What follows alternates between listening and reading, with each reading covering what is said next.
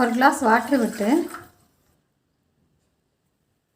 சூடாகவும் 1 கிளாஸ் தண்ணி ஊற்றி அதில் 2 ஸ்பூன் நெய் போட்டு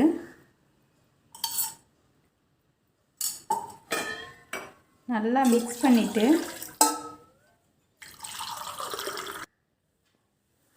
அக்கா இதை குடிங்க.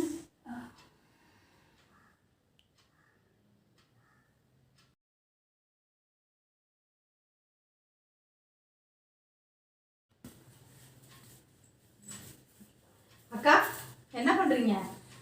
வயிறு வலி என்னாச்சு?